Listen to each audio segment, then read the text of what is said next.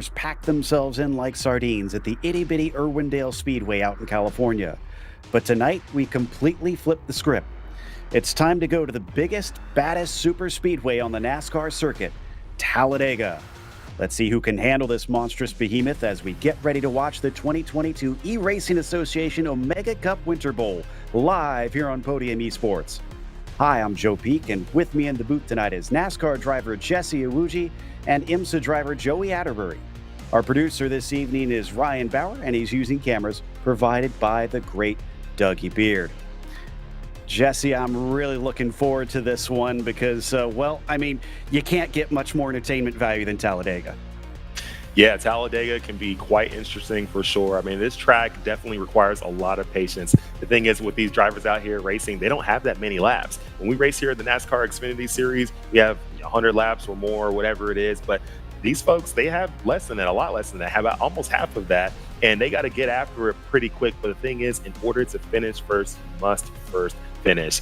These folks are all eager to win part of that prize money. We're giving away $5,000 cash. $5,000, that's the purse. $4,000 to the winner. So we'll see who's going to be fighting to get themselves up forward, who's going to make the right moves, not only just the right moves, but the smart moves so that they can stay in the race and be there at the finish. Because at the end of the day, if you're not there at the end, you have zero chance of winning. So it's all about playing it smart, being aggressive as you can, when you can, and just at the end of the day, just having a little bit of luck, just being there at the end.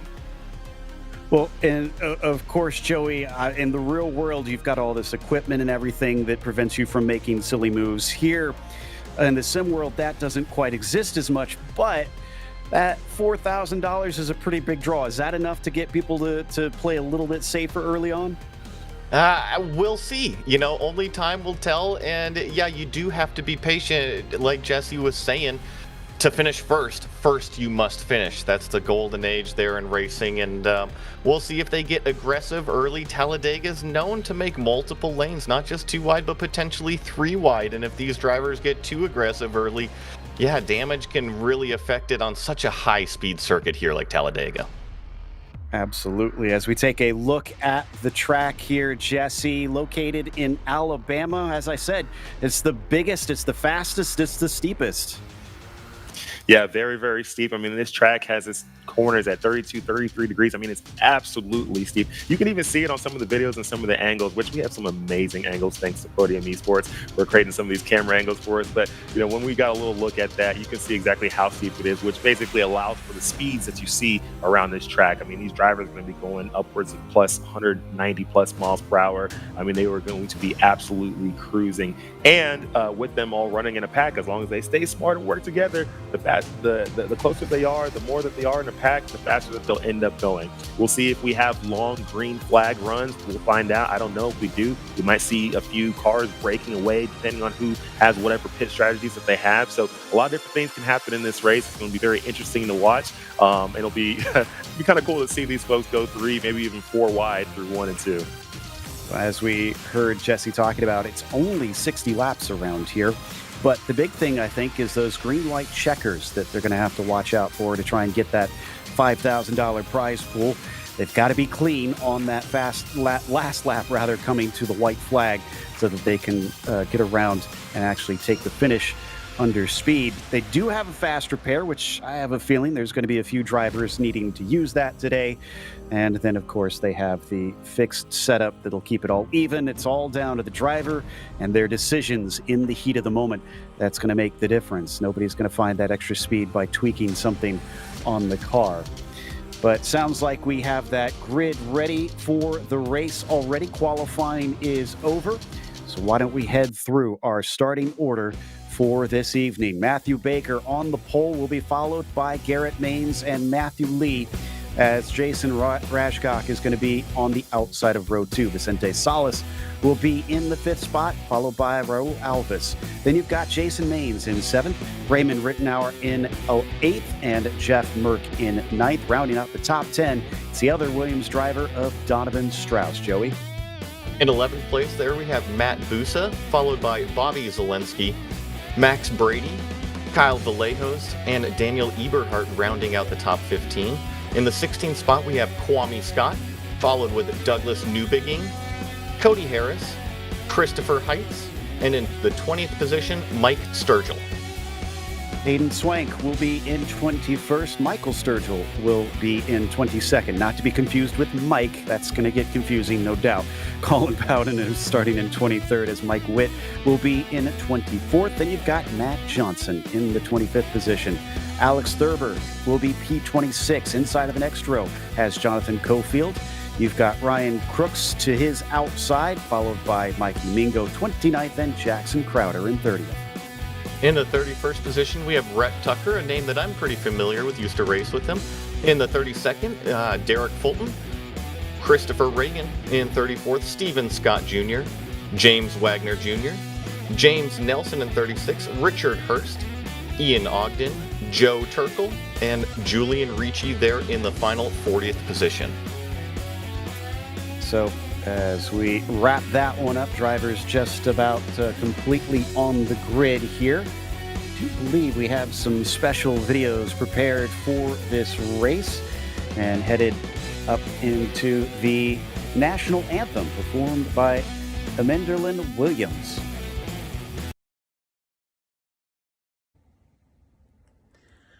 Oh, say, can you see by the dawn's early light what so proudly we hailed at the twilight's last gleaming, whose broad stripes and bright stars through the perilous fight o'er the ramparts we watched were so gallantly streaming, and the rocket's red glare, the bombs bursting in air, gave proof through the night that our flag was still there.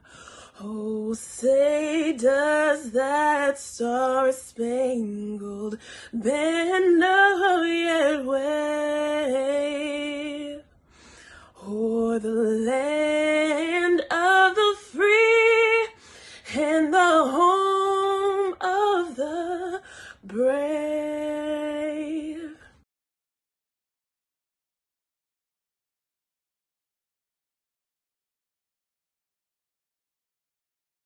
It's time for the command from WWE superstar Ted DiBiase Jr.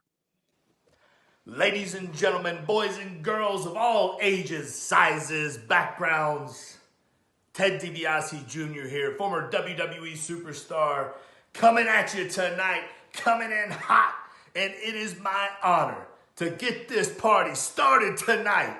I'm ready to see who's gonna take home the money. So, without further ado, drivers, start your engines!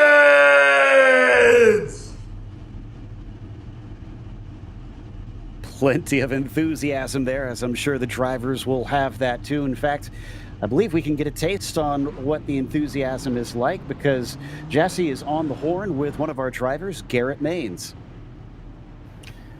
Garrett, you are back in it, and you're definitely a face we've been seeing a lot, here in the ERA events, winning some of the events, finishing top 5. Now we're here at Talladega, the first time the eRacing Association's come to Talladega. What's the feeling like for you? What do you think is going to happen? How have you been getting ready for this race? When I saw it was Talladega, I was a little disappointed because this is the one track I feel like it's really hard to control your destiny. Daytona, Atlanta, for the super speedways, you got a little bit more control, but there's just so much space to work with. You can't block 4 lanes. Yeah, no, that's absolutely correct. It is very difficult to block 4 lanes here. I mean, there's opportunities for people to go all around the place here, but there's also opportunity to have some patience too throughout the race and kind of watch things play out. What do you think's the best strategy? I mean, being patient or just being aggressive the entire time? Well, you tell me, do I want to be behind the field or in front of it when they crash? That's going to be the mentality here. So if you see me get buried, that's not where I want to be, but we're going to try to maintain our track position as long as possible, and hopefully we'll be there at the end. Most definitely. That sounds like a pretty good strategy. And, you're a winner of one of these ERA events. You've won here in our events. You've won a lot of money, right? $4,000+ that you've probably seen from these events. What is it like for a sim racer to be able to win that kind of money, basically racing from home? Well, Irwindale was a blast. That race was nerve-wracking the whole time. I had Vicente hounding my back bumper the entire race. But I think Daytona was a little bit different because I kind of backed into that one. I think I restarted. It was final green white checkered. Started dead last on the lead lap, and the seas parted, and I literally snuck into the lead in the last 10 feet. So it's crazy. These events are a lot of fun, and I really appreciate you guys putting them on. Hoping we can grab another one here tonight, but we gotta have some luck. Most definitely, most definitely. Well, good luck to you and have fun. And the car is looking absolutely beautiful here on track. Look forward to seeing what you do here in our eRacing Association Winter Bowl. Thank you, Jesse. Appreciate it. That's Garrett Maines in the 37 starting on the front row out there today. And as he said, at least is going to be up towards the front here at the beginning. But how long will that exactly last? Joey, it's always the track that kind of allows anybody a realistic shot at taking the win. But we've heard that phrase already once, and I'm sure we're going to see it again. To finish first you must finish. So what do you do if you're at the back of the field? At what point do you try to get up to the front to take that win? I think that there's a few varying strategies, and some of it also has to come down to pit stop cycle and what your tire strategy is. I think that we might see some cars take 2. We might even see cars take 4 tires, depending on how these yellow flags fall. And if you're further back in the pack, it's not so bad at the beginning, but I would say with 60 laps, maybe about halfway, I'd really want to start my forward movement throughout, for sure. All right, well, we'll watch for that 30-lap mark to see if anybody follows that advice. And, well, the only one that I know of in this group that's actually gotten to be in this situation in real life, Jesse, what's the big difference between virtually being out there running at 200 miles an hour and actually being sat in the cockpit and experiencing those speeds here? Funny thing is, they're actually very similar, minus the heat, right? There's always a lot of heat in these race cars, which causes a lot of heat stress. But as far as, driving, I mean, the strategy is still the same. I mean, it's very similar on sim racing versus real life as far as strategy. I'm here driving these tracks. It's not a very technical track to drive, right? I mean, it's pretty much put your foot down, drive it. It's not, you're not getting loose or anything like that. You're not getting too tight. Maybe the air is moving you around a little bit, so you got to control your vehicle. Really, it's about focus and having very intense focus. And I've noticed anytime I've been on any big races on iRacing at super speedway versus being in a big race in real life, they feel very much alike. So it'll be interesting to see what kind of focus these drivers have. I love seeing these in-house, not in-car, but in-house cameras, and just seeing their eyes. But we're about to go green here in a moment. Things are about to get crazy, crazy exciting. I'm pretty pumped for this Winter Bowl. I am as well. And obviously, with it being Talladega, it's not in the tri-oval. It's afterwards, just past the pit exit, that they're going for it. And the green flag has been waved by Barney. We are underway for the Winter Bowl.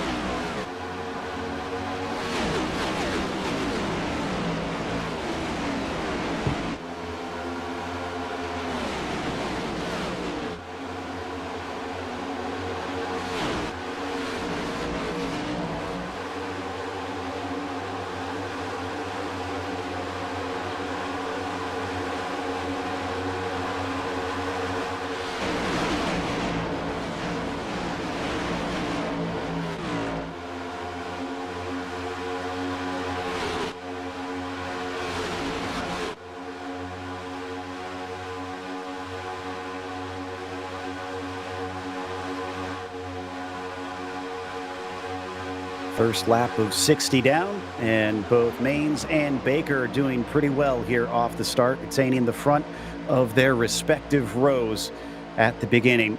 And already we got a switch, though, Jesse, as it looks like Baker is going to head up top, and it appears that he's bringing Matthew Lee along with him.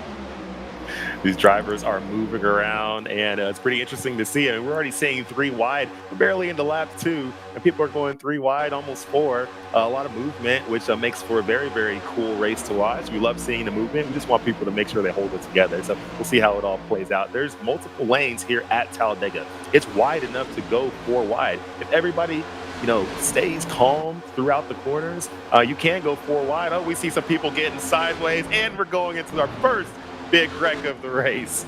Oh, it happened right up at front. There's a lot of people in the back scattering to try and avoid it, but there's still plenty collected. There's those spare cars, unfortunately, already needed in this race. It was literally right up at the very, very front. It looked to me, Joey, like the middle line kind of got in the way of a few of the top line runners, and it just caused an unfortunate checkup. Yeah, I think I'm trying to go back and see exactly where this one started, but you're right, it was up in the top lane, and I think just 2 cars ended up a bad push maybe, and that collected downwards, which is never good here at Talladega. Yeah, I think Matthew Lee in the 04, you're going to see him get shoved by the 31 when there was that checkup. There just wasn't enough room. And once you're pinched in like that, unfortunately, it just all collapses like dominoes. And actually, a lot of them did a good job, it seems, to try to get woed up in time, which is often the biggest problem. The brakes aren't exactly used a lot here, Jesse. Yeah, that's the tough part. When you're on a super speedway, you usually come to the track with some of your smallest brakes you run at any particular track. They're not big road course brakes. They're not 6-piston brakes. I mean, these are 4-piston, very small, very light. They're really not that good. I mean, just good enough to maybe slow you up just a little bit to stay off of somebody, but definitely not that great to slow up a lot when you're going 190 plus miles per hour. So all of a sudden, when a big wreck happens and you really got to get on your brakes, you're either locking them up and spinning out into somebody, or you're just not stopping in time, and the next thing you know, you end up into somebody. Well, it was a little disappointing to see a wreck come out quite this quickly as we get the onboard view. Ooh, is he going to make it? Oh, wow. It's tough. I mean, it's a lot of dodging. I mean, it's tough. You never know where people are going to go. The momentums are swinging all over the place. You just got to basically get in that gas, get out of it, use the brakes, spin around a little bit, do whatever you got to do. You just got to get through and try to get through unscathed. That was Matt Johnson using a little bit of luck and a little bit of skill to eventually find his way by. I am seeing, looks like almost 20 cars maybe that have come into pit lane, so maybe a few more than I expected look to be affected out here. Let me double check to see how many of them have used that spare car yet, though. Maybe a few of them saving it if they feel like they can repair it enough, because that's always kind of the trick here in sim racing, Joey, is that, yeah, you've got that spare car sometimes, but if you use it right at the beginning, well, there goes your safety net. I agree, and with it coming out so early, I was going to make the comment that even some of these guys, they might want to have laid back, and not be involved in the pack, but being at lap 2, they didn't even have the chance to separate from the pack, and I think from what I'm seeing here on timing and scoring, 17th place and downwards all came into the pits right there. Wow. I do see 3 of them that went straight through pit lane. That could have been just that they missed their pit stall, unfortunately. That can't happen because you're pitted according to your grid position, so you haven't had a chance until you get there the first time in the race to really see where exactly you are, unless it's someplace obvious, such as first or second, of course. But Cody Harris here catching back up to the fields. And hopefully we'll get to be racing pretty quickly once again. I do see at least 3 drivers taking some time to actually take repairs instead of the spare car. That looks to be Garrett Maines, Matthew Lee, and Max Brady. But about 5 or 6 other cars have taken up their mulligan, if you will, and have headed back out onto the track. It'll be interesting to see basically what the new strategy is for half of these cars. Pretty much half the field got wrecked out. Now, they all got brand new cars, and they are allowed a little bit of damage. I mean, you can get a little bit roughed up at this track and still, maintain good speed. You just can't get roughed up a lot. So they don't have any, fast fixes anymore, fast repairs. They don't have any of that stuff anymore. They can't get a new car anymore. So now they got to manage. Everybody's strategy is going to change now. Some people will still be aggressive. We still have a second shot. Everybody else, they're going to have to probably take a little bit safer approach. So it'll be very interesting to see kind of what happens from here. Looks like they are doubling up. Yep, lights are out on the pace car, so we're going to go racing next time by. Restarting on lap 6 out of 60. Just 10% there. Hopefully we'll get a few more green flag laps of racing before that yellow returns again. And this is definitely too early for any sort of pit strategy from here. At least we hope so. We don't want that many yellows out today. And in fact, that was kind of a discussion point, Joey. Before we came to live, we kind of, I wouldn't say had bets running, but there was the question was being popped. How many are we going to get? Yeah, and I think having such an early yellow, it might actually calm things down, because almost half the field could potentially have used that backup safety net like you were talking about with their fast repair, and now they really have to race cleanly out there, but you still have the front half kind of with a spare car to go, so who knows what we're going to see. Indeed, and let's not forget that if you're watching this for the first time, or if you've been tuning in, you can actually become a part of the action yourself. Go to eragaming.gg/membership, easy for me to say, and sign up now to try and race for some of these fantastic prizes and a little bit of glory too amongst some of the best racers you've seen around. In fact, we got a few black stripes in here racing today. In fact, quite a few. I think I see roughly 6 or 7 of them that are running from various championships as well. So there's been some impressive talent shown up and some impressive iRatings because of that are getting ready to race today. But the iRacing pace car is now heading in to pit lane. So this time it's going to be Chente up on the front, who is going to be leading with Jason Maines to his outside on the restart. So will it be similar to last time where they hold those front 2 positions? Will we get some moving around? Will we see something different perhaps? Maybe a third line start to form as the green flag is out and we are underway once again for the ERA Omega Cup Winterbowl here at Talladega. Looks like that's a pretty good push for the 24 of Jason Maines on the outside, though, there, Jesse. Yep. Oh, man, it's an amazing push right there, and definitely love to see it as long as people start playing nice. But it looks like he might get hung out to dry. I don't know if anybody's going to help him or support him. You got to have somebody out there who wants to help him, and it looks like nobody wants to play nice. That's not good. You got to make some friends when you're out there because it's a long race. Really not that long of a race, but it's still long enough where you need some friends because you will need a push if you want to win this race. You are not going to be able to do it on your own. Down to 18th place, and finally he's picking it back up, but nobody was willing to help. Merck is now your lead, and that is not a clear line at all behind them. In fact, I couldn't even call that a line. Take your pick and maybe hook up with a partner instead of trying to get in line with somebody. This is a bit messy here, but thankfully, looks like, Joey, everybody is minding their P's and Q's. It looks like, yeah, we've really kind of got tandem drafting here, as we also have the 2 car being pushed by the 31. That's Raul Alves pushing out in front here, going to take the high side all the way up to the lead, and it's also going to drag along another 2 car tandem of Zelensky, followed by Baker in the 5. Tucked up in the slipstream here, we're going to see Zelensky go down to the bottom here, and looks like he actually lost his drafting partner. We'll see if that's going to affect his overall momentum. Yeah, Zelensky down on the bottom. Someone jumping up to the high side there. I think that was Colin Bowden. And now he's going to continue to carry that speed. He is a rocket ship right now and might actually take it all the way to the front, but that split it up quite a bit. Instead, it is 2 pairs rather than a full line of about 5 or 6 cars.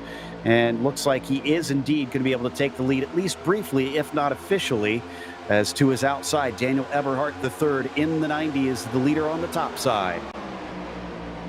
Eberhardt is getting a good push from it. Looks like Alves is right behind him there. And what I'm seeing more now is we saw 2 car tandems, but there seems to be 2 lines forming as the 21 dives down towards the bottom there for that low line. And we're seeing a high line and a low line form, but it looks like the high line is a little bit more organized right now.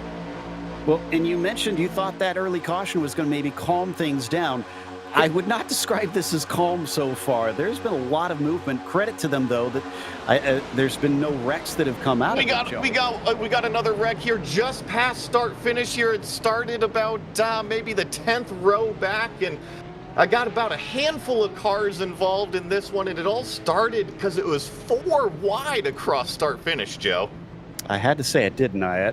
It came out as soon as the words left my mouth. It was the 58 that got tipped to the side, and unfortunately, that pushed him into the 24 of Jason Maines, of all people, who we saw drop from the front there on that one. He got shot down to the safer barrier on the inside wall. Everybody behind was now scattering, and then take your pick. It's another one that collected a lot of sheet metal. Yeah, I'm looking at it from a couple different views. I actually think there's 2 different packs that kind of get together, then kind of converge. So there's a pack down low and there's a pack up high, and I think they all realize they're 4 wide, potentially 5 wide, all leaving each other extra room, and it didn't work out. Okay, so here's the front, which stayed relatively safe. Jason Maines was the one I mentioned that found himself shot down very quickly, and yeah, there he goes, disappears. And then behind, whoa, big moment, 364 the 31. Doesn't quite catch it and keep it going, but at least it looks like that's going to be minimal damage.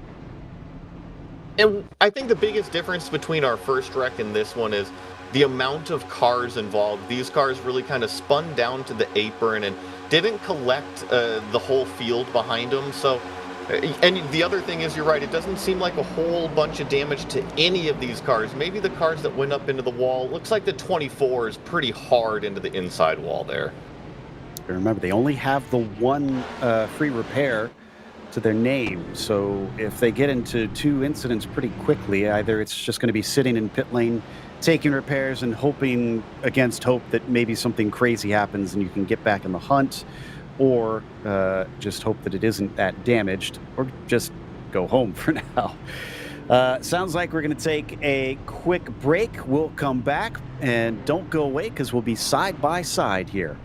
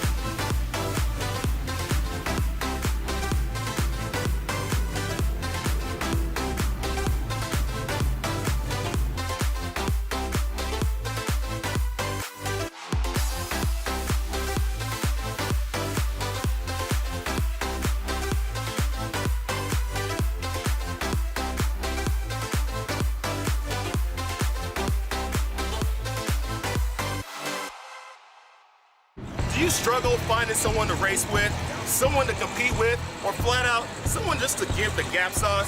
Well, you should check out the Gapum app. Gapum is the only app that will allow you to race people locally, share videos, and attend events.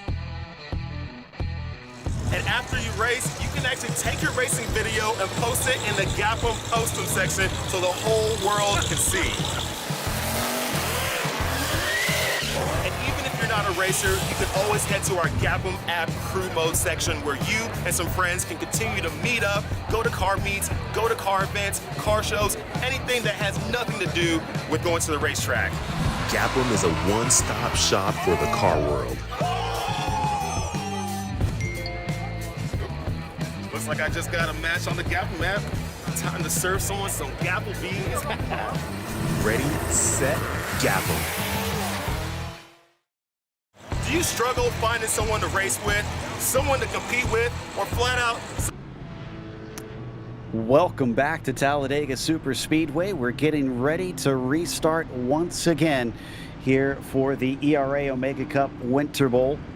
And Talladega is being Talladega, of course. We've had 2 cautions already, but that gives us a chance to talk to one of the founders of ERA, actually. Sean Yoder is here with us. Sean, you guys have had some fantastic races. You've had over half a dozen already since 2020.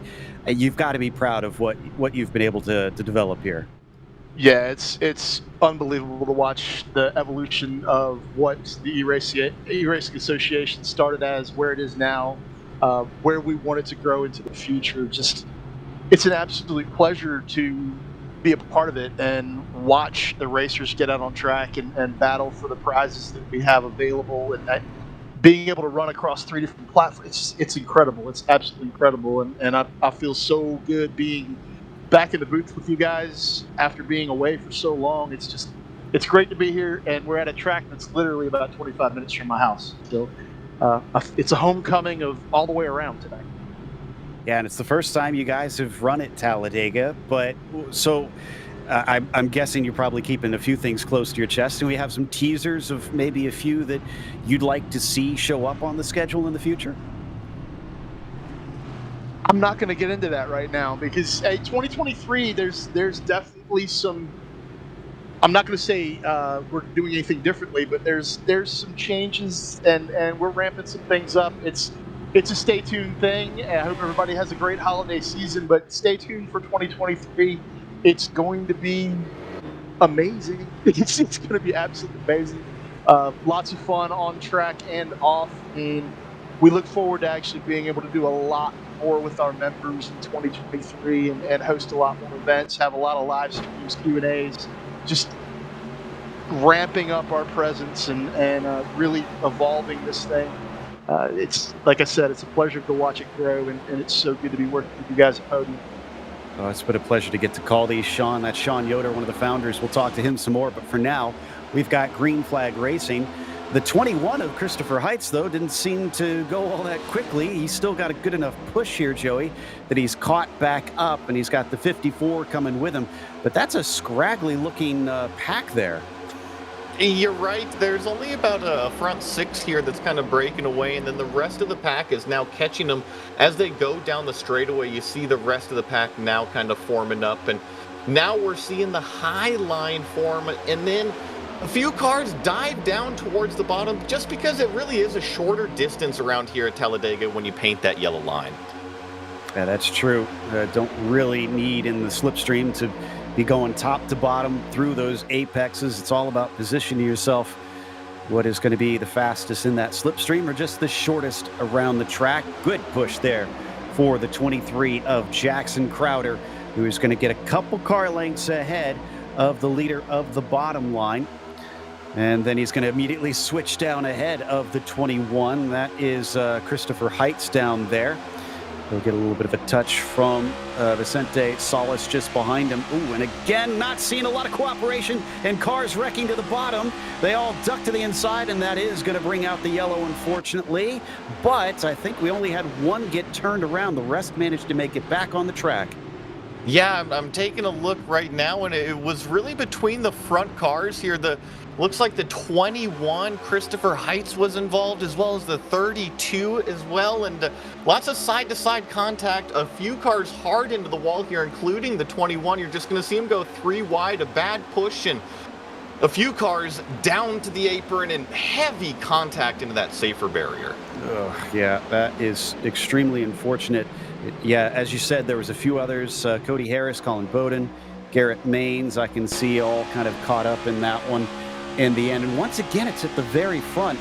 It went 3 wide, someone trying to shoot the middle, and just 3 into 2 did not go. You'll see it right here as it starts to unfold, and yeah, wow, just railroaded all the way to the bottom with no way to recover from that one.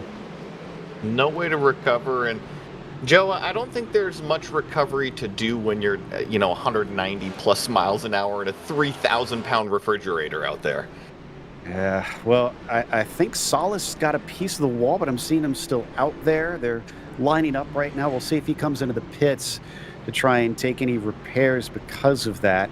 We have lost what looks to be probably about 10 or 12 drivers at this point. Already a bunch of them are out of the race. And we've got a few that might be out even sooner after this because some of them are getting close to the disqualification penalty, not just the drive-through. Remember, they have a very low threshold out here for that 16 incidents, and they will disappear from the server. Yeah, and something else to note on the racetrack right now. Looks like a few cars are coming down pit road, going to get some tires and fuel. And Joe, we talked about it a little bit, guessing how many yellows are going to happen out here, but this is also going to play into how these cars race, because if you have fast cars that are confident on fresh tires, it's going to have that aggression that's going to go throughout the pack again. Indeed, and the drivers who have not pitted are very few and far between. In fact, only 3, Raul Alvis, Jeff Merck, and Daniel Eberhardt, have not pitted in at this point. Everybody else has visited at least once. Some have been very briefly in there. Some maybe just topping off fuel and things like that. But we'll see if that changes as things go on before we get to that halfway point where we know drivers will probably be trying to pit in. In fact, we've had 3 cautions already. I wonder if they could go all the way to the halfway mark and just split this in 2 on fuel.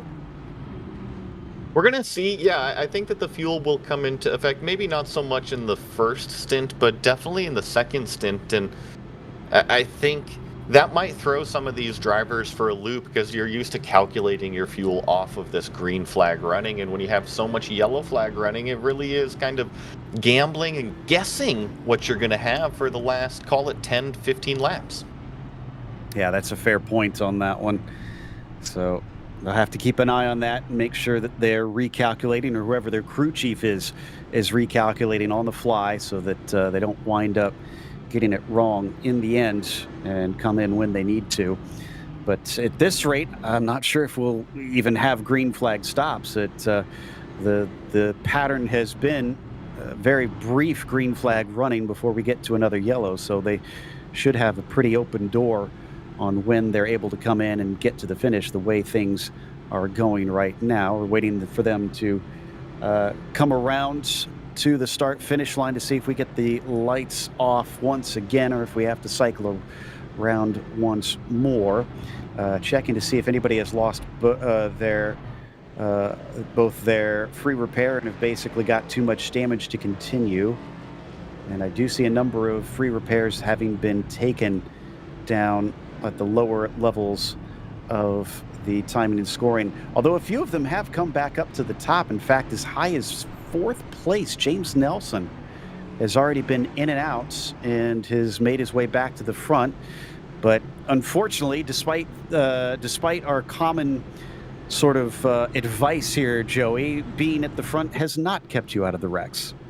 No, it hasn't. I think really the first 2 was just formed in the front handful of cars and collected a lot of cars behind there. And one thing we're seeing is we only have the 1 faster pair, but Talladega is such a long racetrack. These pace laps are quite long that even if these cars have damage, there's plenty of time that you can come down here and get it fixed, have those guys hop over the wall, and hopefully get your car back out there and up to speed. Matthew Baker, who was our pole sitter, you saw there for a moment. Matt Johnson as well in the number 32. Baker's going to be starting up in 7th on this restart. As for the 32, he is going to be starting from 24th, so he's got a ways to work his way back up through the field. He's actually 1 position up from where he began, 25th. So another driver that has not been able to avoid some of the chaos, it seems, although he hasn't used his spare car. He has been in pit lane. Sounds like most of them from row 3 on back have put on fresh tires. But Talladega not known for really rewarding the fresh rubber nearly as much. we'll see whether or not that pays dividends. Yeah, it looks like row 3 on back is on a little bit fresher tires, and then about half as many laps as the front half, and then looks like going all the way back to row 8 is when those guys came in on this yellow here. Here goes the pace car. Alvis is going to have control of the field. That's one thing that's been interesting. Typically, we've often seen the same person leading on the restarts, especially here at Talladega, since they often are ahead of a lot of the action, but it's been a constant cycle of who's going to lead us back to the green, and there it is for Alvis as he starts to get on the loud pedal, and they make the long journey around the first couple laps to get up to full tilt. You mentioned it, the long journey, and already a little bit of moving up to the middle lane. Maybe the middle lane has a little bit of more acceleration, but these cars really do accelerate up to speed throughout the entire first lap. Jeff Merck is now going to replace the pusher there on the 31 of Alvis. That was Eberhardt in the 90 who went down to the bottom. Maybe he liked the look of that one a little bit better, but it's not giving him the speed. 75 of Nelson is going to help him out in the meantime. That second row is going to get a nice little run of momentum because of the gap that formed there. Will they actually take it, make it 3 wide? No, they're going to hold up. We're going to go 4 wide through the tri-oval, the short shoot here at Talladega, a little bit further back, but seems like the top line has the most organization right now. Always here in the sim, it seems like this low line prevails through the corners, but if we get to see a really long organization line up top, you're going to see the momentum rule. Absolutely. Shooting off that high banking certainly seems to give you a lot of speed there. But Alvis is not as quick as James Nelson, who's getting a big shove of his own. And I think that is from Eberhardt there in the 90. Yes, indeed it is, in the white machine. That's Bobby Zelensky, who's been kind of taking positions here and there during these first few laps back on the restart, and it's got him into second place. I'm really impressed with the run that Zelensky has had. He came into the pits there under that yellow, so he's made up all of these positions on track, and now he's pushing. He's going to look to the outside lane for the lead. He's got now Eberhardt behind him. It's been a pretty aggressive pusher. We're going to see if these two will team up. Zelensky known for being very good on both the road and oval side here on iRacing, having raced at the top level on each of them. And right now he's going to try to race to the top for $4,000 here in the ERA Winterbowl. And he's not going to hold it for very long because the 90 now switches around to the outside. He's going to have that momentum from the top side that we mentioned. Hopefully they don't take too long here because this is set in December in Alabama. And as such, even though it's only 4 o'clock in the afternoon, you can see how low the sun is already. I agree. Yeah, the shadows are pretty low on these cars as we still are doing 3 wide racing here, doing lap 21. And one thing that I'm noticing, Joe, is that number 90 car of Eberhardt, he's been very aggressive. When Zelensky got out in front of him, he pushed him out there, but as soon as he got clear, he took the chance to try to poke his nose into fresh air. He does not want to be following. He wants to lead. Yeah, seems to like to be in that clear air, but that's what surprises me, that so many of them have chosen to try and do that, to try and get out to the front. And it feels like that may have been the big cause of a lot of the issues and cautions that we've seen already. At what point do many of these drivers realize we got to put some laps in before we try and push our way forward? I think that comes down to each driver and how they're feeling out there today. And you gotta remember, Joe, I'm pretty sure there's a big check on the end of this one, too.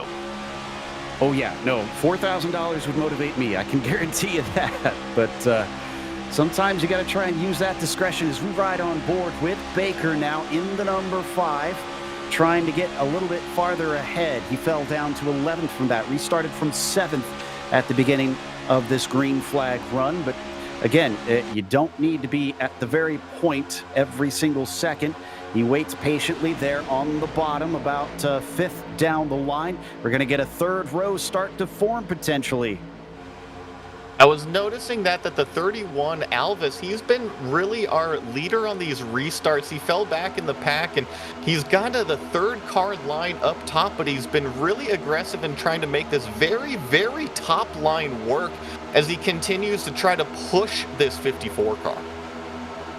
Meanwhile, the 97, unfortunately, getting caught in the middle, sometimes called the sucker hole, as there's just nobody to help Julian Ricci, and is all the way down to 13th, 14th position and continuing to fall. Remember, he was up about 3rd or 4th position before this, so that happened incredibly quickly in just a single lap. Things can happen very quickly, even when you just kind of get shuffled out and you just lose any sort of momentum out there. You see a few gaps between these cars, and if you get hung out in the middle, yeah, you're just kind of in no man's land. Right now at the point, it is Eberhardt ahead of Crowder. It looks like Alvis is still in it, so he restarted from the top spot, and he still remains in 3rd, so he's kind of hanging around where he was before. Here comes the bottom line once again. Ogden in the 33 on this one, getting a nice shove from Zelensky as they fly down the backstretch. Once again, a little bit of 3 wide forming behind them. Thankfully, they were given room this time. 3 wide indeed, and I know that the super speedway at Talladega is a little bit wider than Daytona, but with the amount of action we've seen, I'm always holding my breath whenever we're going 3 wide. Yeah, same here. More just because, like you said, it's not the space, it's almost the fashion in which they've been doing this. It's been a little bit haphazard out there, and I wonder if they can keep it up for much longer. This has been about the longest green flag run they've had up to this point, but they're not going to have it for much longer if they keep doing some ambitious moves throughout the field. Thankfully, now it's down to 2 lines once again for the most part at the front of the field, but the backstretch is where the 3 wide starts to form at times, and that's already caused at least 1 big wreck.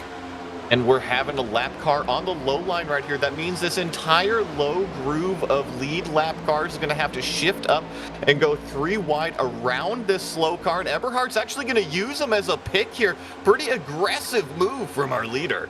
Cody Harris is the one on the bottom, just trying to stay out of the way. He's doing everything right. He's being predictable and staying off to the side. So very well done there from Cody. As if you try to use, maybe, I don't know if that's a side draft or what, but they're getting awful close to that 27 car.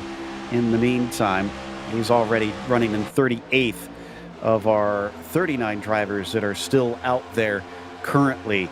Eberhardt up at the front, still has Crowder and Alvis behind him, so that has not changed since the last lap. Maybe things are indeed settling down for our front runners at least. Are the drivers in the mid-pack also following this advice, or are they just as frantic rather? It doesn't really seem to calm down throughout the entire field, and I think you made a remark that it's just kind of the fashion of the racing that's going on out there. And what I'm really seeing is when these 2 cars get paired up almost like a tandem, which we used to see years ago in NASCAR, they really get momentum and it kind of stretches out the accordion, and then everything has to condense again. Yeah, that's a good point. And it takes some awareness from the drivers, is trying to duck low one more time. The 90 of Eberhardt is trying to be tricky, but he could be too clever for his own good if he's not careful. Williams driver Donovan Strauss now heading up to the high side as he's trying to come back forward here in the number 41.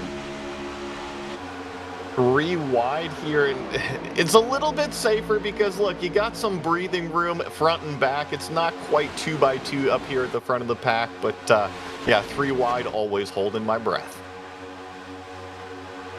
Coming into the tri-oval once again, and I'm seeing that front of the pack is keeping those 2 lines pretty steady, but once you get down to about 20th place, then things peter out and they aren't as organized. They got to keep up with it, though. They want to hold on to that slipstream.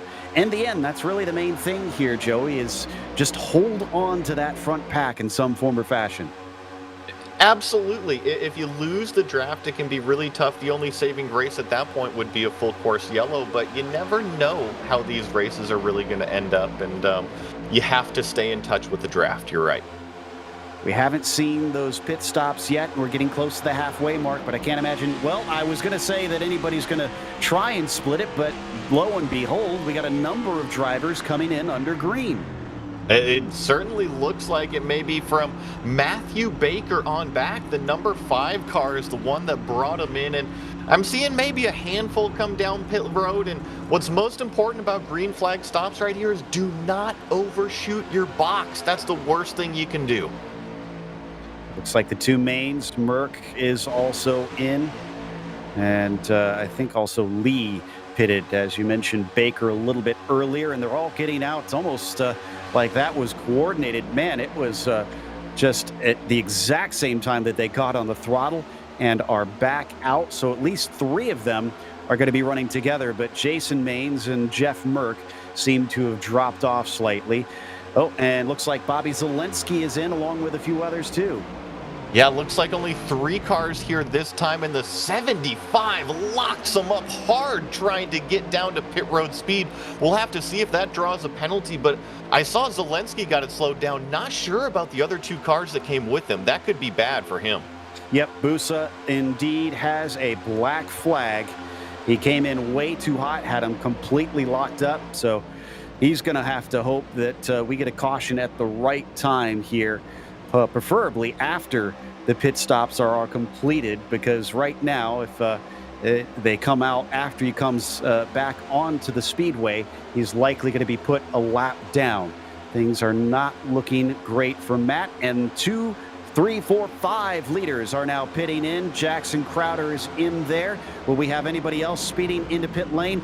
Big move forward from Vic as Solis gained about 2 or 3 spots in that. And wow, people trying to find their pit stalls, causing some contact on pit lane. Yeah, it's always busy whenever you're trying to woe down a car from 190 plus miles an hour. You're not sure if you're going to get bumped in behind in the brake zone. And when you're bringing 8 cars with you, you're always double checking the mirror. Is everybody going to get slowed down behind me too? Still waiting for the top 20 cars to pit in. All of those behind them have taken their scheduled stops. Looks like Hayden Swank on the high side here as he follows pretty much everybody starting to get to the bottom. I suspect this means a lot of pit stops. No, looks like this is most of the drivers who did actually pit in during some of those first cautions, so they can go a few more laps. And there is incentive for them to stay out here, Joey, because if they can trap those guys a lap down, if we get a caution, that is great news for them.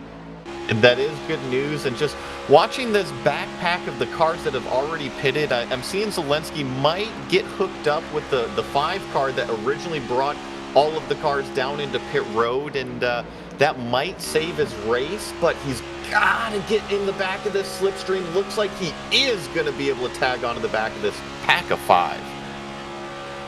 Zelensky back out on the track here and through the tri-oval, just catching up to a group of cars. It's always felt very fitting that it's been a Bobby and an Interstate Batteries car, because I grew up watching NASCAR in the 90s and was definitely a Bobby Labonte fan.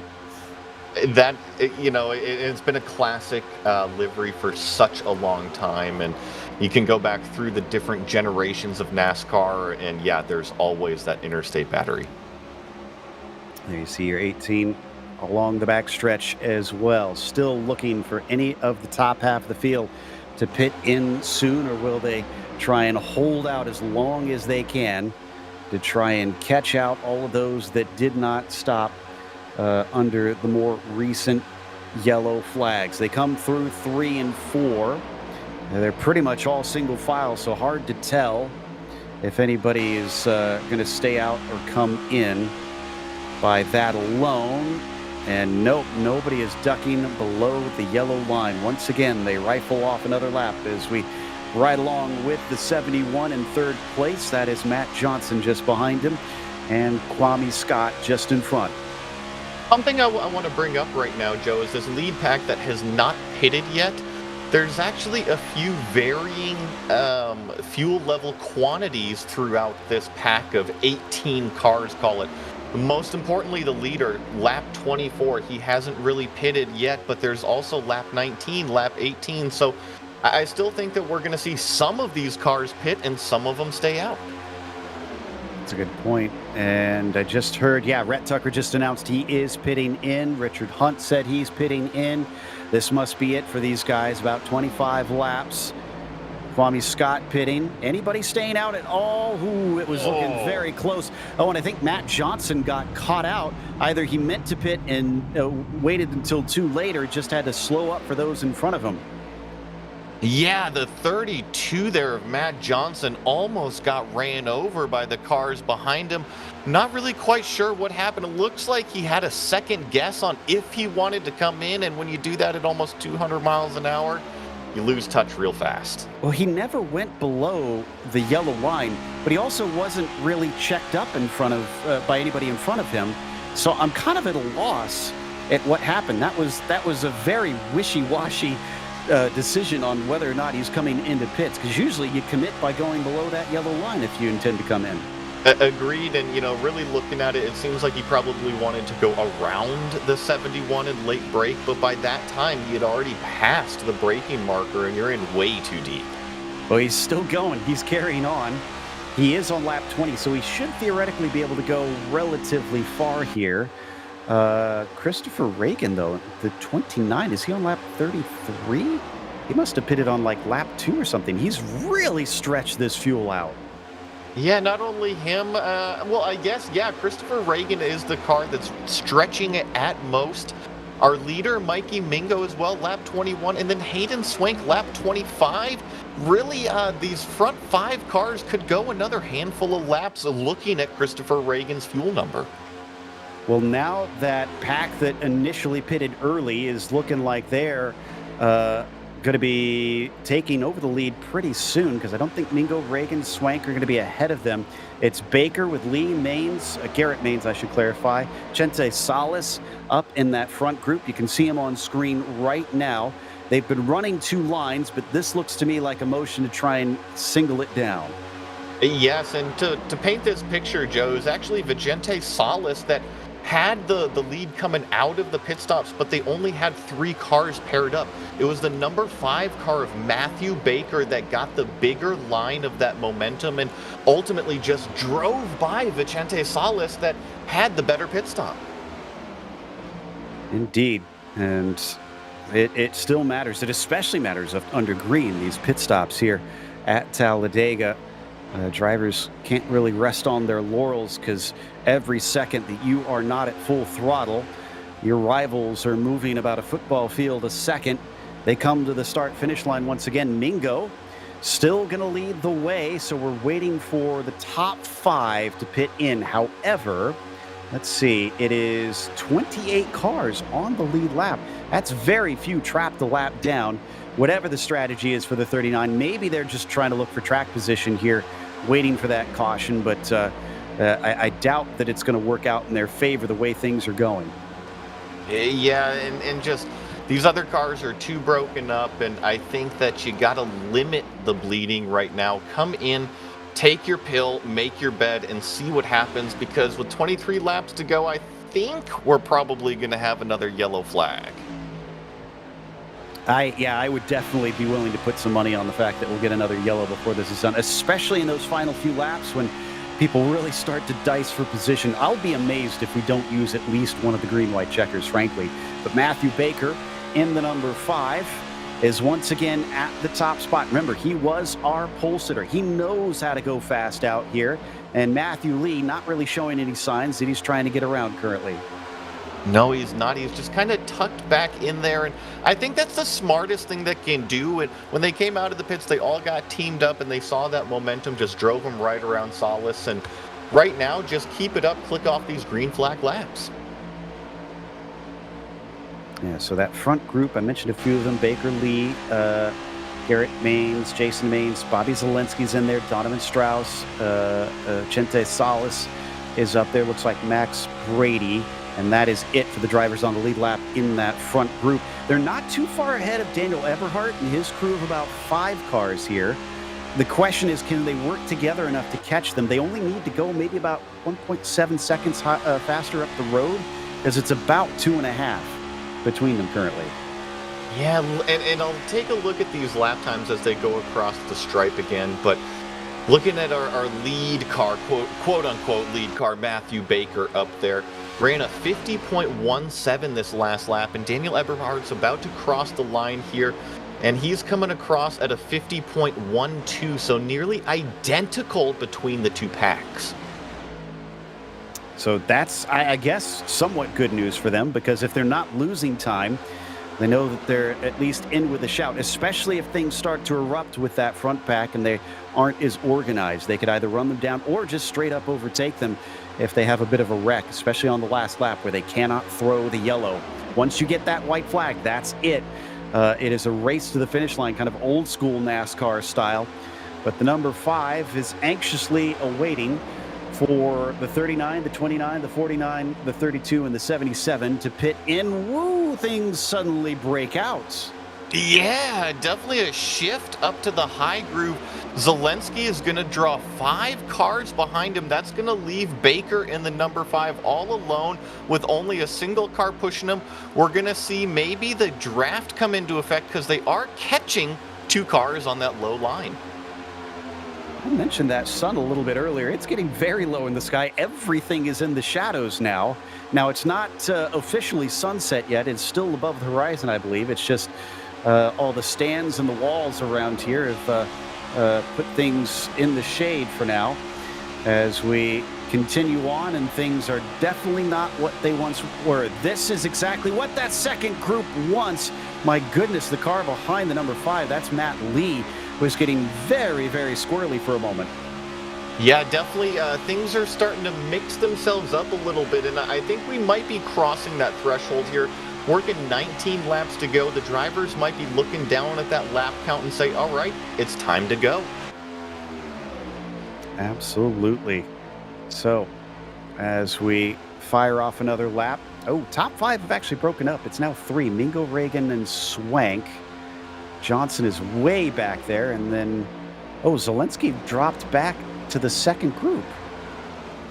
That's interesting. Unless, excuse me, no, Zelensky was with that group, but it was somebody else pitted, so I must have missed that, as someone must have ducked in while we weren't looking. So hence why we suddenly have only 3 up there at the front. And surely this can't be right on my timing and scoring. Do they have 40 laps of fuel? I'm seeing that as well. You just got to remember, Joe, the first maybe 10 laps, 15 laps of this race were at a very slow pace under yellow flag. So he's got to be running on fumes at this point, and it looks like we're seeing all 3, no, just the top 2 come in here. Oh, well, Reagan is going to miss that pit entry, though. That's going to be an unsafe pit entry, which means a black flag. And, that is one of the most unique ways of pitting I think I've ever seen. But he just about got his stall. He was slightly too far forward. Now he's going to back into it, and he'll get there eventually.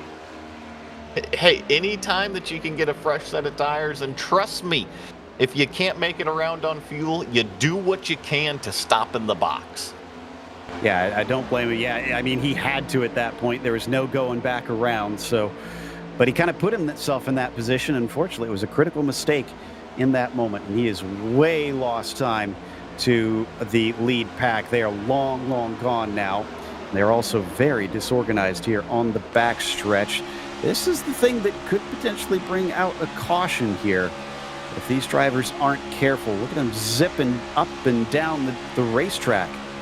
Yeah, well, Baker really came with a big head of steam this past lap and kind of worked his way up on the bottom line past Zelensky. And I don't think Zelensky minded to that too much because he's come back. Johnson has pushed Strauss has pushed Zelensky back up towards the front.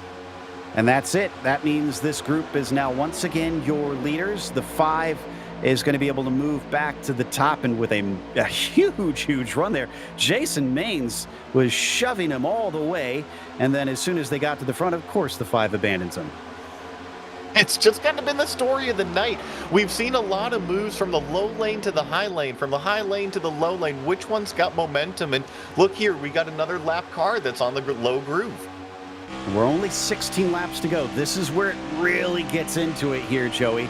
I'm not surprised we're starting to see things really get a little crazy out here. because drivers know that they've got to get the track position. There's a few more wobbles in this front pack. Certainly makes them a little bit scared, no doubt, but they hold on to it. Got to be careful, boys. Still got a little bit before the money is doled out. I think you hit the nail on the head there. We're working 15 laps to go, and even though that these laps are starting to click down, 15 laps is still plenty of racing at Talladega. And remember, we can factor in those green-white checkers if need be. Absolutely. And if they get the caution about 4 laps from the checkered flag, the original checkered flag, that's when you can expect to see the green-white checkered come out. That's going to be too close to be able to have a traditional caution, and they have got to go into overtime from there. The other side of that is some drivers pushed a little tight on fuel, some did not. Did everybody take that into account? Is anybody going to have the fuel to go into that overtime if we need it? That's a great point, is that don't stop too early. We saw about 40 laps be stretched, and looking at these leaders, they're on lap 19 here with about 15 to go. They should be okay on fuel, but if we run all 3 attempts, you never know. Exactly, yeah. Whoa, as the 75 has to catch the car, bumped down to the bottom. Somehow he is still in it. Matt Busa, who is actually a lap down, thankfully does not bring out the caution, even though he was certainly in a bit of action. Got my eyes peeled on this white 90. Oh no, we got trouble in turn 3. They somehow save it. I'm not sure if we're going to get a yellow, but we got cars all over the racetrack. That was Matthew Baker with a save of the century. I don't think he hit anything hard. He got tipped around by somebody else there that started it. And then unfortunately, it looks like, oh, did we have... Somebody disappeared from too many incidents. I'm checking to see who that was. I think that was James Nelson. Yeah, James Nelson, our first to fall victim to being a naughty boy. Yeah, and I'm looking at this replay here. We see the 5 on the bottom, and I think Matthew Lee gets a bad bump from the 31 that turns him down into the 5. But how these 2 cars don't go back up into the field and get collected. Oh, very close call for Baker there. That is fantastic car control. Sideways at 170 miles an hour, going from the banking to the flat on top of that. There is just so many factors in this that makes this a fantastic catch. Let's watch it one more time from above here. Not only the steering response, Joe, but also the pedal response that you have to be on the throttle, on the brakes to lock it down, to not get slid back up. Great job from both of those competitors. Okay, they're going to re-rack, and I do believe they're going to try and keep this caution short because we are running out of light here today in the midst of December. I'm sure Alabama in December feels quite nice right now, especially compared to up here in Ohio. But in the sim, it does still have the short days here. And looks like Jason Maines is pitting in. I see Garrett Maines joining. I wonder if this is a call related to potential overtime, thinking they're not going to make it if we do get a few of those. And unfortunately, Joey, cautions breed cautions. So this does make it a little bit more likely that we get a few here at the end. I agree with you. And the only counterpoint to that is that cautions don't burn very much fuel. So I think that if there's guys that are okay on fuel, now they're good. All right, taking off now and getting back onto the track. Yeah, that's the nice thing, is that it does save you some fuel in the process. But obviously, if you are already tight, then you can't magically make that fuel as much as the verbiage of the engineers like to make you think so. Okay, this time it's going to be Ryan Crooks who is actually going to be leading. Another case of a restart with a completely different driver from before. Definitely a new driver, and you always have to wonder how they're going to play the restarts, if they're going to go early, if they're going to go late, and especially here at Talladega with the start-finish line so far around the front straightaway, it always throws a variable. And Joe, something I want to say, with the sun going down, it's very Darlington-esque, isn't it, out there? Yes, it is. It's getting very yellow and orange up in the sky, and it's unfortunately going to run out of sunlight eventually, but I think we're good for now because it's 12 laps to go. Even if we have a few cautions, there should be hopefully just enough light to get us through to the finish. And I don't believe, doesn't look like they've doubled up, so I think it's going to be one to go this time by. You know, the old adage, all the drivers, we always visualize the racetrack and we close our eyes and drive the racetrack to get prepared. And hey, if the sun goes down out there, these guys will have that opportunity. Have you ever visualized Talladega? How difficult is that one? You know, it's only a couple turns, but I think it's all in the timing. When do you turn? Exactly.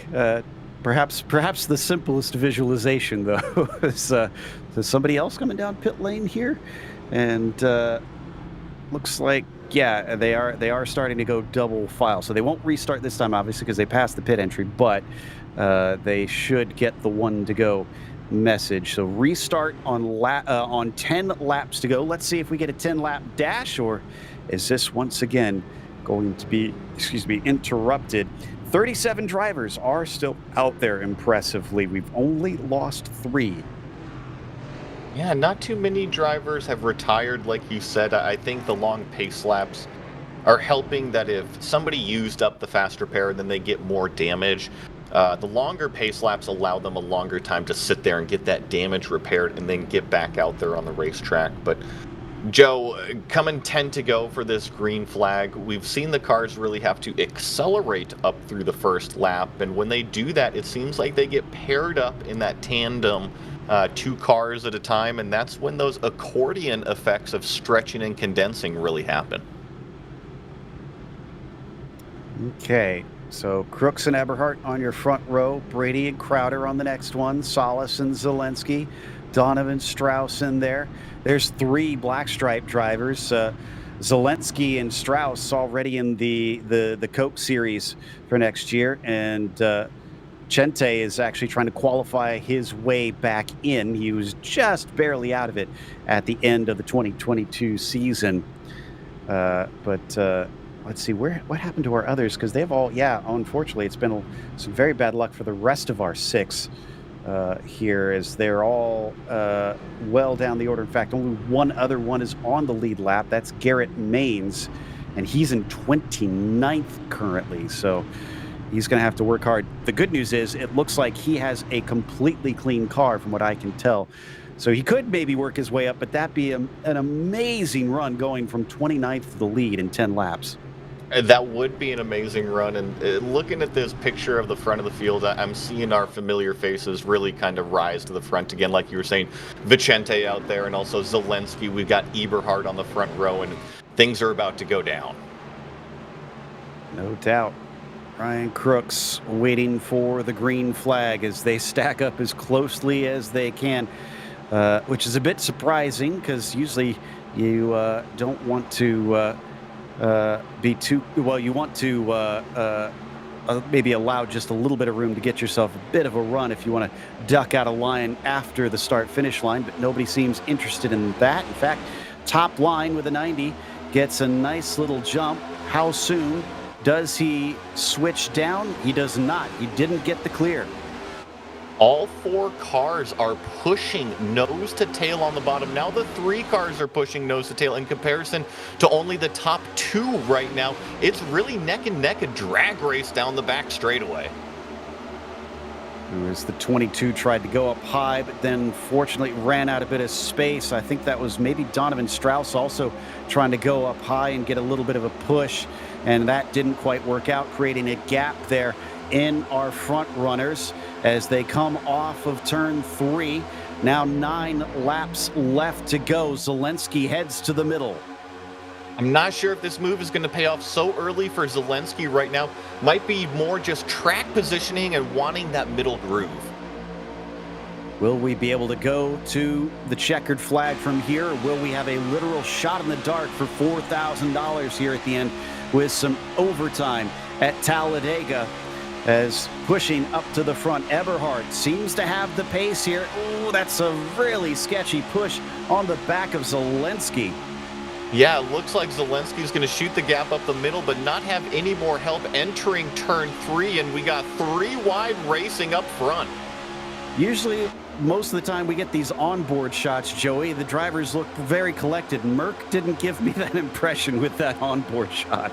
He was pushing Zelensky up through that gap in the middle, and there was not much room on either side there. Yeah, no wonder he had his teeth clenched. And, well, now Zelensky once again teams up with a 90, which seems smart to me because it seems like Eberhardt has really had this one locked down since this restart. But, man, those cars are wiggling around a lot. Down to 8 to go now. Yeah, they are, and I agree with you. I think this combo of Zelensky and Eberhardt out front is going to be tough, but we got 4 wide down the back straightaway. This is chaos.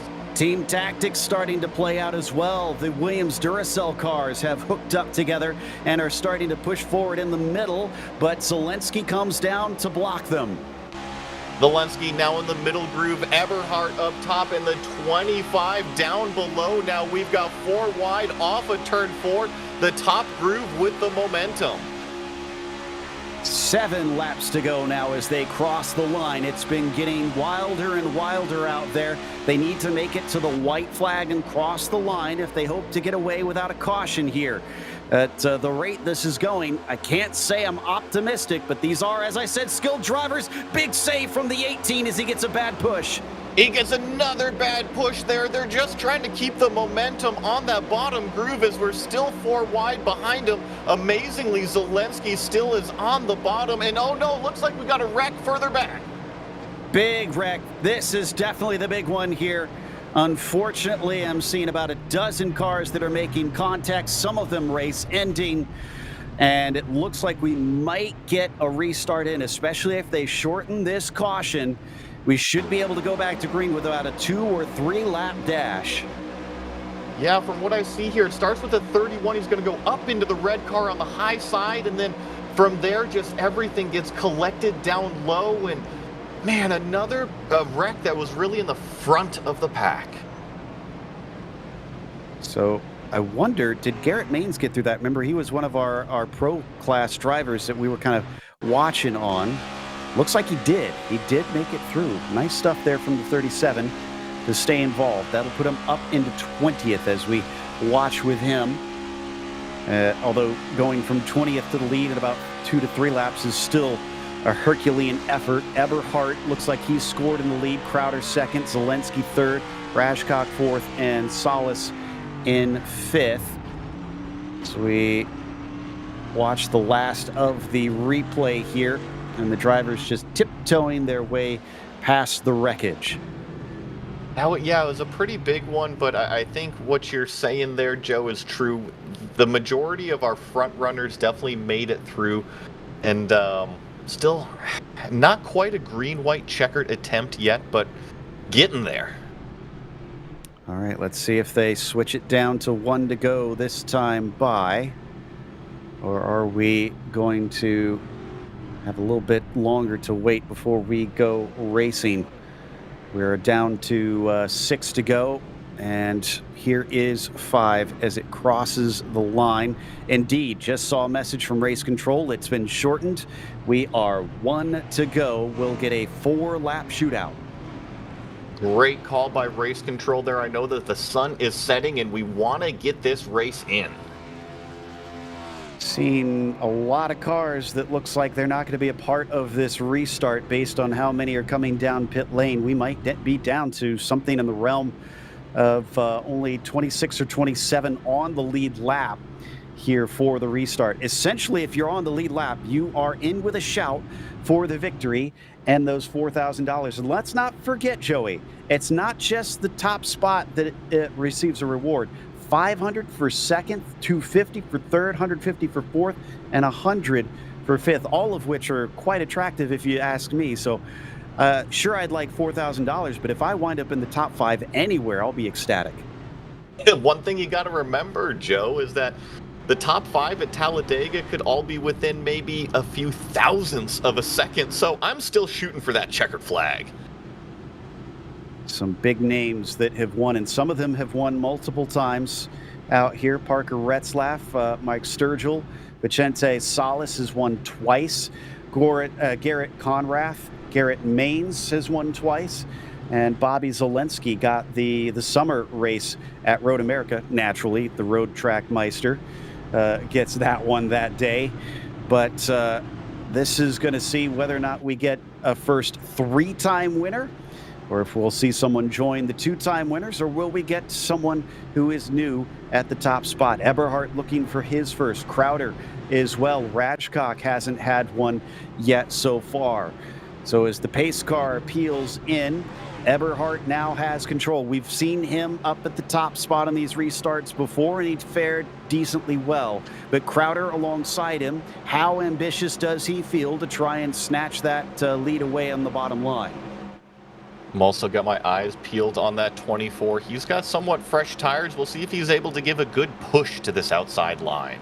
That's a good point as well. As the green flag comes out, and we are underway. If we get a caution from here, that'll take us to the green-white checkers, essentially. No, it's Eberhardt who instead jumps up to the high side. Will he get some help? Yes, he will. Crowder hooks up with him. Looks like we got 4 cars paired up in the middle groove. Call it the high groove, and only about 3 down low right now. But once again, these cars really accelerate through lap 1, but momentum goes to that high line. Rajcock gave a good push there. Donovan Strauss up to 4th. Zelensky's on the bottom side all the way down in 5th, but he's got a helper in the form of Salas and Sturgill. So that's very good company. 2 drivers who have also won. And as they, excuse me, no, that's Mike Sturgill. See, I told you we'd get confused. Not Michael. That is one so far. Different Sturgill. They come to the line here to take 3 to go. Started to see almost a 4-car breakaway, but they're not far enough to get away from that slipstream. They are not far enough, and Zelensky trying to do everything he can to try to keep in this lead pack here, as we really have Eberhardt getting pushed by Crowder, pushed by Rajcock, and now we've got 3 wide off of 2. Big block as well there from Donovan Strauss. He saw Zelensky coming and said, no, you don't. Held him back, but now he's out of line, and now he's got to work together with the very man that he balked. I agree with you there. Big block. He saw that head of steam, but look at the low line now, and you see Eberhardt really move down. He sees that low line as a threat, and it looks like that's Matthew Lee in that black car leading the charge. As they come to the line, 2 laps to go now to decide $5,000 worth of prizes. If they can make it to that white, we are going to the finish on the scheduled allotted laps. But it's been just wild up here at the front. The drivers have been making some scary moves. And in fact, I'm seeing a few bumps at the back there that don't look all that great. But they're going to hold it steady down the back stretch. Ooh, and the big push there up at the top. Crowder and Eberhardt, who have been working together for much of the race, once again give the shove. Crowder shoves Eberhardt out front, and Strauss is just hanging on there. Zelensky goes to the bottom, got a big block there from Strauss. Oh, and another one there from the 90. Things are starting to look a little bit nuts. Can they get to that white flag just a few hundred more feet? And it looks like they're going to make it. We're going green to the finish as someone was off down to the inside. Michael Sturgill gets bumped off, but still no yellow. Daniel Eberhardt leads. Strauss is in second. Strauss is really pushing Eberhardt out front right now. We're going to see if that's going to give a run to Zelensky, but look behind as well.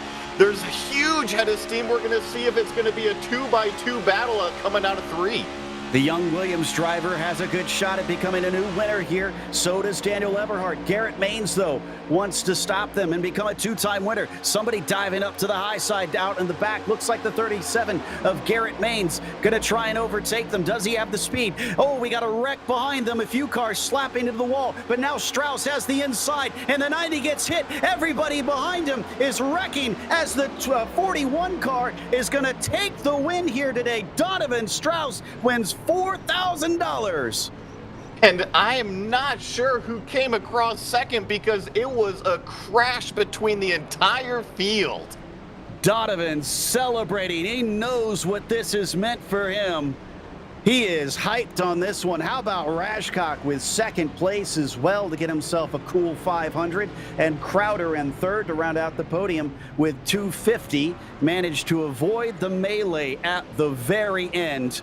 We all knew it was coming. We knew it was going to be just a complete mess to get to the finish, and the answer to the question of who is going to manage to take the big prize is Donovan Strauss here today. Those 60 laps were fantastic.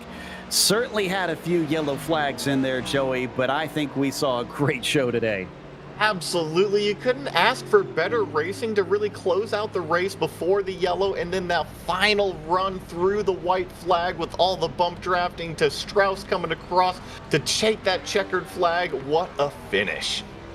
Down to the start finish line, and there come the donuts for the 41. I know it says 20 on the car. Officially, he is number 41 in this one. He's going to burn it down and get to celebrate a well-earned win, especially after a tumultuous season in the Coke Series. I'm sure this will thrill Donovan Strauss here for Williams Esports. Now, I believe we've got the replay for that final lap here, Joey. This will take some picking apart. I was trying to keep my eye on who the leader was. There was so much going on behind.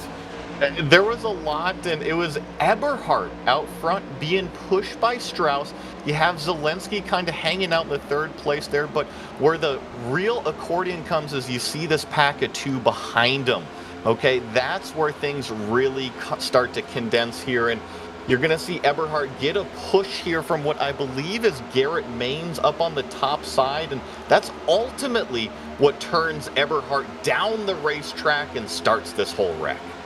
Yeah, there it is right there. He's kind of out of sorts. And here comes the incident. Ooh, it's behind them. They start wrecking. The other thing about Garrett Maines that is just absolutely gutting is that wreck gave him his disqualification. He was over 16 there, so he didn't even get to see the checkered flag. He had it happen right out of the tri-oval. Yeah, and you got to hand it to Eberhardt there. He was trying to block high, he was trying to block low, and I think ultimately the car just came around on him. And it looks like we'll have a quick break here. We'll come back with the unofficial results as well as driver interviews. Stick around for the post-race show for the ERA Omega Cup Winterbowl.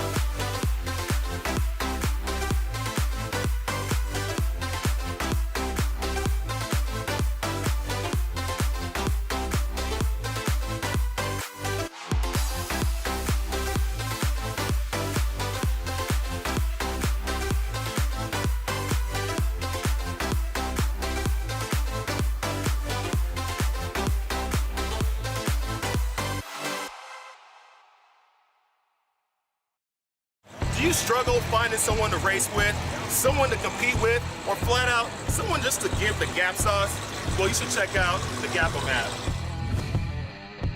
Gapum is the only app that will allow you to race people locally, share videos, and attend events. And after you race, you can actually take your racing video and post it in the Gapum Postum section so the whole world can see. And even if you're not a racer, you can always head to our Gap'em app crew mode section where you and some friends can continue to meet up, go to car meets, go to car events, car shows, anything that has nothing to do with going to the racetrack. Gap'em is a one-stop shop for the car world. Looks like I just got a match on the Gap'em app. Time to serve someone some Gapple beans. Ready, set, Gap'em. Welcome back to Talladega Super Speedway. The ERA Omega Cup Winterbowl sees Donovan Strauss take home $4,000 ahead of Jason Rajcock in second place and Jackson Crowder to round out the podium. James Wagner in fourth and Bobby Zielinski in fifth also will get some money tonight, as Julian Ricci was just outside of the awards, unfortunately, in sixth. Eberhardt, after he looked so strong there at the end of the race, only took seventh position. Raul Alves, who also led briefly, was eighth today, as Jason Maines was ninth and Kwame Scott was 10th. Followed up with the 11th position of Mike Sturgill, not to be confused with the 12th spot of Michael Sturgill there next to each other. Ian Hogden in 13th, Matt Busa 14th, Mike Witt rounding out the top 15 positions. Followed with Matt Johnson, Steven Scott Jr., Douglas Newbigging, Matt Lee, and Ryan Cooks in the 20th spot. Last car on the lead lap was in 21st with Jeff Merck. A lot of drivers were collected there in those late cautions. Garrett Maines 22nd with his DNF, Gente Salas 23rd, and Raymond Rittenauer in 24th. Alex Thurber finished P25 today. Matthew Baker in the 26th position, then has Rhett Tucker 27th. After that, it's Derek Fulton 28th and Christopher Reagan in P29. Richard Hurst will round out your top 30 and last one lap down. Yeah, looks like back there in the 32nd spot here, Joe Turkle, followed by Cody Harris, and then got Christopher Heitz, Hayden Swank, Mikey Mingo, Max Brady, and then a few of these cars also just had a few more problems earlier on. Kyle Vallejos, James Nelson, Jonathan Cofield, and Colin Bowden. And it sounds like we've got Donovan Strauss ready to chat with us here after a bit of a topsy-turvy season on Coke. This has got to be an excellent reward for a frantic race at the end. Donovan, how does it feel to be $4,000 richer? I don't know how I just did that. I was like eighth on coming to the white, or actually I was like fourth, and I just told myself I had Spencer Burns in my ear. And I just told him, like, don't let me make this move too early. Because every time I'm in a plate race or restrictor plate race and I get antsy and I make a move too early, he just kept telling me, do not make the move. And I waited until the tri-oval, and I got under, I think it was Eberhardt there. And I saw him go up to try and block somebody going high. And I knew that was it. As long as nothing happened, that was it. And this feels good, man. This feels great. You had to make a few blocks of your own. We saw, especially towards the end, Bobby Zielinski had a huge head of steam there late, and you jumped down in a hurry to cover him off. I mean, what was it like having to make those split-second decisions, especially since if he hadn't lifted, you know so easily you can get turned. That's what $4,000 does to you there. That's making moves like that. That's what it takes to win. And I kind of was working with Bobby a little bit those last 30 laps. We were PMing each other over text chat, and I just told him, like, I'm with you. So, and we just kept working together. And then I had Vicente and I had Max with me. So we just had a little group, and it paid off in the end. Cause like I said, I was sitting perfect coming there on that white flag. I was sitting third. I was like, okay, I got a chance. And this feels so good, man. Joe, you know everything I've went through this year on the Coke side of things, and it feels so good to have a refresh, a restart. It feels good. And I took a little bit of break after Coke off of everything for a couple weeks, and this is a refresh restart for me, and I'm excited. I'm excited for 2023, and this is just the start. Yeah, I know I'm supposed to be impartial, but I have to admit there was a little bit in me that was cheering when you came across the line and first after all that we called over on the Williams Esports channel for you guys. So congratulations. Anybody you want to thank that helped put you in victory lane today? Yeah, I'd like to thank obviously Vicente, Max, and Bobby for working with me there. Spencer for helping me stay through it and stay calm and tell me not to make the moves too late or too early. Thank you to Williams Esports, all of our sponsors, Duracell, Chill Blast, Fanatec, Recaro, BenQ, everybody that supports our team. Honestly, I had no clue I was going to run this race until like basically last second. So I'm glad I did. I'm glad it worked out. Yeah, I mean, thanks to everyone that supports me. It's we got new things on the rise for 2023, and I'm beyond excited. Sounds Before like you- it was. Sorry about that. I want to chime in real quick from everyone at the eRacing Association. Donovan, congratulations, man. That was a spectacular finish. Heck of a race. I just Thank wanted you, to make guys. sure I got in here and said congrats, man. Have a great holiday season. Watching you come across the line, the celebration was early. It was amazing to watch. Congratulations, man. Heck of a race. Thank you guys for everything you guys do and all the events you put on. I mean, that was raw emotion coming out of me right there. I was just so excited. Yeah, we could tell. We could tell, man. We could tell. We're going to see you back in 2023. Thank you. That was Donovan Strauss and Sean Yoder there. Donovan, our winner here today. Up next, though, in second place, it might not be $4,000, but I'm sure Joey will still have a relatively happy Jason Rajcock with him. Standing by with Jason Rajcock there. Yeah, second place winning $500 tonight. Tell me, how does that feel? It feels really amazing. I was sitting in ninth, coming off four. I'm like, there's still a chance. There's still a bit of a chance here. And it just, the seas parted through the tri-oval, just coming out. And then I saw the leader, Donovan, there. And I was like, yes. I'm like, I got second. So I'm like, that was super. I'm super stoked right now.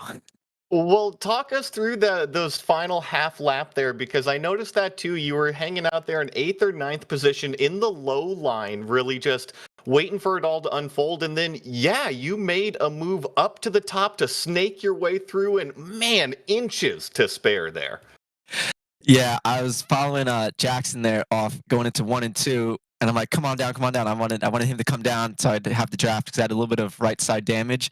So I was following him, and then coming out of 4, I'm like, this isn't looking too good. And I saw that 18, I think Zelensky and someone else kind of touch and move. I'm like, all right, coming off 4, I'm right behind Jackson there. Lifted a little bit, kept on going, and then I saw them start to get a little wiggly, and I'm like, okay, this is my chance. I'm like, I'm pretty sure they're going to come down the track, so I'm just going to go up and hope something opens up and the seas part, and I was able to just pass through. So I'm still kind of in shock. The seas did part for you, but you made the right move. You were down low, then you went up high, and you mentioned your car had a little bit of damage. Talk to us about the pace earlier in the race, because there was quite a few yellow flags early on. Did you feel like with that damage, you didn't have a car to get up to the front? I needed someone behind me pushing me to kind of stay with the car in front of me. That was kind of because I noticed if I wasn't anyone behind me, I'd kind of drag back a little bit. So as long as I was like in the mix with the car in front and behind me, then I was good. I think someone was pushing me at those last few laps, and if there was no one in front of me, I was a little slow. So that hurt a little bit. Yeah, as we always see on Talladega out there. But Jason, congratulations on that second place finish, $500, and go on and get celebrating tonight. Thank you for putting on the race, and thanks for Axiom and Unbound for being on my car. It was a lot of fun, and I'm looking forward to these races next year. Well, that was your second place finisher, Jason Rajcock there, and I believe Joe has our final podium finisher, Jackson Crowder. Indeed. Jackson, you and Daniel Eberhardt seem to be working together a lot through most of that race. Was it something was there anything organized between you two to try and work together, or was that just all coincidence? Me and Daniel are pretty good buddies. I haven't really talked too much lately, but we've always been pretty good friends. So kind of found each other, and then gave him a phone call under yellow. And yeah, that was about it. Just kind of worked together, seemed to be working all right together. So there wasn't no reason to break it up. You started this race way lower than the other 3 podium finishers, down in 30th. So we didn't really get to follow your progress, although we did see you up there relatively early in the race. What was your method? Did you try and charge forward early, or did you kind of bide your time to get up there? Yeah, I mean, I was leading laps by lap 15 or something. there was that first big wreck, and after the first restart, I was 14th. So then I decided to go to the front. No point to riding 14th. Middle of it, might as well just go to the lead. So that's what I did. And that all worked out in the end. They've run all different kinds of tracks. Obviously, they've done Daytona before here in the ERA, but Dega is just notorious for just being a bit of a crapshoot. Even though there is skill to try and take the win. Were you happy to see it come here to hold the Winter Bowl, or would you rather see a non-super speedway for the next one? I mean, I'd like to see a bit more of like a normal track, I guess you could say, like a mile and a half or something like that. But I mean, Talladega, everybody's got a chance. They can't really complain about that. That's a good way to look at it, I suppose. Well, congratulations on a third. While it might not be a win here today, there's still some cash in your pocket, and I'm sure it's worth celebrating.